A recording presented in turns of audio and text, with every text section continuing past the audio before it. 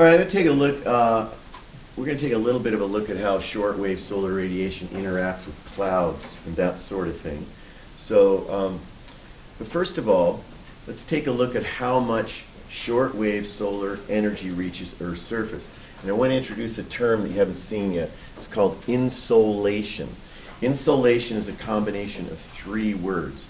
It means incoming solar radiation. Okay? So incoming solar radiation, what we're looking at here is how much is intercepted or received at the surface. Okay? The units we use to measure that, you can see up there, are watts per meter squared. So if you take a look at a map of the world, what can you say about the air, like what areas receive the most amount of solar radiation at the surface, what general areas? And what you need to be thinking about here is think about it in terms of those four zones: intertropical convergence zone, subtropical high, subpolar low, polar high. Which one of those four zones gets the most sun reaching the surface? You know, one might suggest, it might be logical to think that the intertropical convergence zone should, I've always said it's the hottest place, right? So you think the ground is the hottest. Why isn't the ground hottest where my stick is? Clouds. Okay, remember the intertropical convergence zone is a zone of cloudiness, right? So the clouds reflect a lot of the shortwave solar radiation. So in fact, in the northern hemisphere, we see a maximum at the surface up in the subpolar high pressure area right here in Arizona. So if we take a look at North America, you can see that northern Mexico and the southwestern U.S. does receive the most solar radiation at the surface.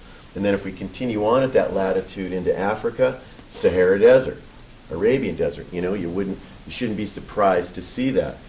Then if we go down to the southern hemisphere, you can see at 30 degrees south, these are the locations that get the greatest amount of shortwave solar radiation or insolation.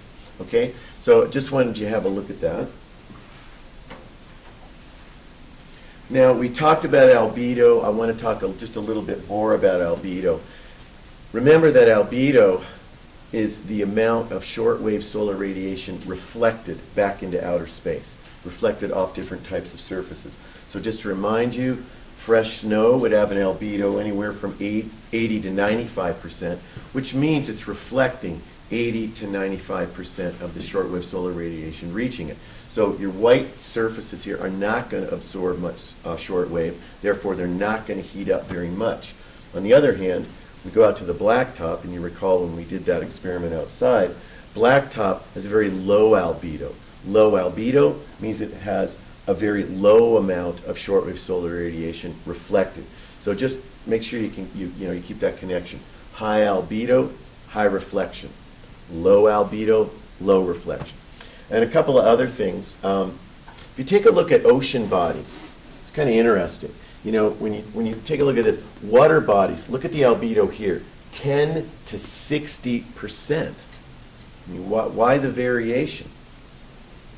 Varies with the sun angle. So if you think about it, if the sun is very low, projecting its shortwave solar radiation at a surface, it bounces off and gets reflected off of the water, giving it a relatively high albedo at 60%. But if the sun's at a high enough angle, look at the albedo then, only about 10%, which tells you that oceans and large water bodies really do absorb a lot of solar radiation. So a lot of heat is stored in our oceans because they're absorbing shortwave solar radiation.